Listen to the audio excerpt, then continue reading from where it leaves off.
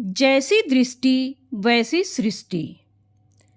एक बार एक बहुत बड़ा नेता एक साधु के छोटे से आश्रम में गया। वह साधु के बारे में बहुत सुना था, तो उसके मन में आया कि मैं एक बार जा करके देखता हूँ कि लोग उसकी इतनी तारीफ क्यों करते हैं। जब वह उस आश्रम में गया तो वहाँ पर एक छोटा सा कमरा था, जहाँ पर एक कालीन बिछा हुआ था। वहाँ पर कुछ लोग नीचे बैठे हुए थे और साधु जी सामने बैठे हुए थे। कुछ सवाल जवाब चल रहा था।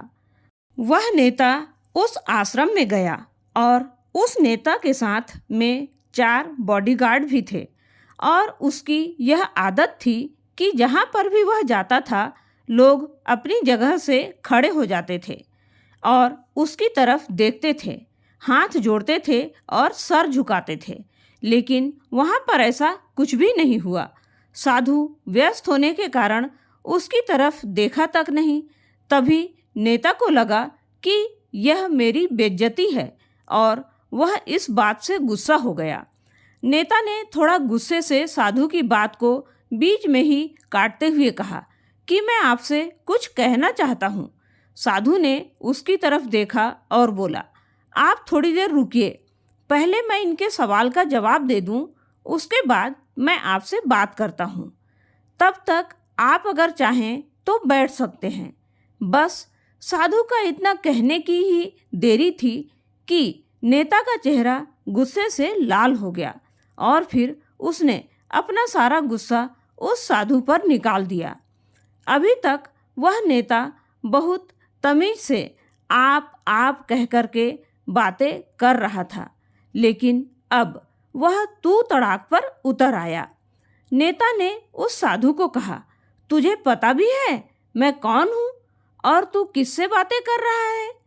साधु ने उसकी तरफ देखा और कहा, मुझे इससे कोई फर्क नहीं पड़ता है कि आप कौन हैं, लेकिन आप जो कोई भी हैं, अगर आप चाहते हैं कि मैं आपके सवाल का जवाब दूं या आपसे बातें करूं तो आपको कुछ देर रुकना होगा।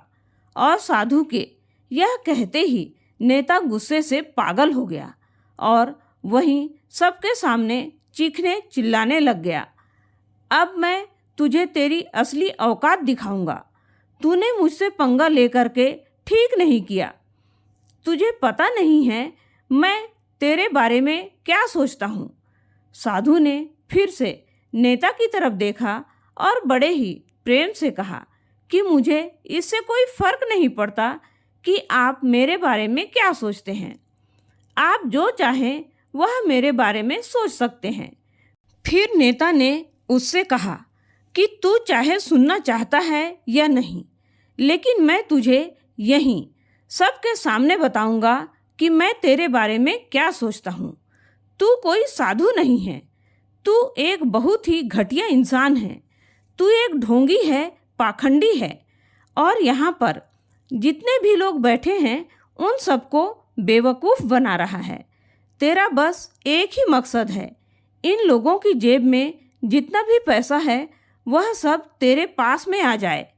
तू अपने फ़ायदे के लिए इन सब लोगों को इस्तेमाल कर रहा है और अब मैं तुझे नहीं छोड़ने वाला हूँ। पूरी दुनिया के सामने तेरा पर्दाफाश करके रहूँगा। लेकिन उसके इतना बोलने के बाद भी हल्की सी मुस्कान उस साधु के चेहरे पर बनी ही रही। यह देखकर वह और भी तिलमिला गया और उसने कहा, अब बहुत हो गया, अब मैं यहाँ 1 मिनट भी नहीं रुकने वाला। लेकिन अभी भी तेरे पास मौका है। अगर मुझसे माफ़ी मांगनी है या मुझसे कुछ कहना है तो कह सकते हो। इतना सब होने के बाद भी साधु के चेहरे पर एक मुस्कान थी और वह बिल्कुल शांत था।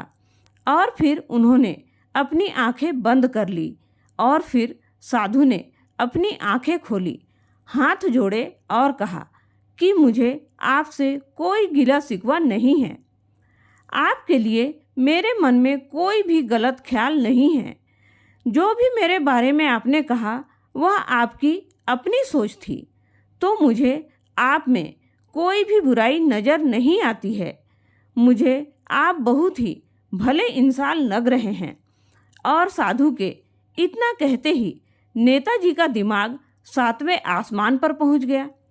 उसके चेहरे पर एक अजीब सी खुशी थी, क्योंकि उस साधु ने वही कहा जो बाकी सब लोग उस नेता को कहते हैं, और वह खुशी खुशी उस आश्रम से अपने घर की तरफ चला गया और जा कर के अपने पिता के साथ में बैठ गया। उसके पिताजी ध्यान में थे। उन्होंने पूरी जिंदगी सिर्फ लोगों की सेवा की थी और बदले में कुछ भी उम्मीद नहीं किया। तो थोड़ी देर बाद जब उन्होंने अपनी आंखें खोली और देखा अपने बेटे को अपने साथ बैठे हुए, तो उनके बेटे के चेहरे पर आज एक अजीब सी खुशी थी जो आज से पहले उन्होंने कभी नहीं देखी थी। फिर उसने एक एक करके सब कुछ बताया कि आज क्या हुआ, किस तरह से वह आश्रम गया और वहाँ पर क्या हुआ, उसने क्या कहा और साधु जी ने क्या कहा। जब उसके पिताजी ने पूरी बात सुनी तो थोड़ा सा मुस्कुराए और अपने बेटे को देखकर बोले कि उन्होंने तुम्हारी तारीफ नहीं की, क्योंकि उन्होंने वह नहीं कहा जो तुम हो, उन्होंने वह कहा जो वह खुद है, और जो तुमने जो कुछ भी कहा उनको कहा। वह नहीं कहा जो वो हैं, बल्कि तुमने वह कहा जो तुम खुद हो। यही बात वेदों में भी कही गई है, यथा दृष्टि तथा सृष्टि। यह दुनिया तुम्हें वैसी नहीं दिखती जैसी यह दुनिया है। यह दुनिया वैसी दिखती है तुम्हें जैसे तुम खुद हो। जिसकी नज़र जैसी है उसके लिए यह दुनिया वैसी ही है। तो अगर तुम अपनी दुनिया को बदलना चाहते हो तो उसका सिर्फ एक ही तरीका है, अपनी नज़र को बदलो। नज़रिया अपने आप बदल जाएगा। दोस्तों, यह तो एक कहानी है जिससे हमें यह सीख मिलती है कि हमारी सोच कैसी होनी चाहिए। अगर एक नज़र हम अपने वास्तविक ज़िंदगी में भी डालकर देखेंगे तो पाएंगे कि वास्तव में हम जिस किसी इंसान के लिए जैसी सोच रखते हैं उसके साथ वैसा ही प्रभाव देखने को मिलता है। इसलिए कभी भी अपनी सोच अच्छी रखनी चाहिए और हमेशा मदद करने की ही सोच रखनी चाहिए, ताकि मन को सुकून मिल सके। मन की शांति से बढ़कर इस दुनिया में कोई बड़ी दौलत नहीं है। इसलिए मन की शांति बहुत ज़रूरी है और अपनी सोच सभी के लिए अच्छी रखनी चाहिए। उम्मीद है दोस्तों आज की यह कहानी आप लोगों को पसंद आई होगी। पसंद आए तो प्लीज़ हमारे चैनल को सब्सक्राइब कीजिए, वीडियो को लाइक और शेयर ज़रूर कीजिएगा दोस्तों। धन्यवाद।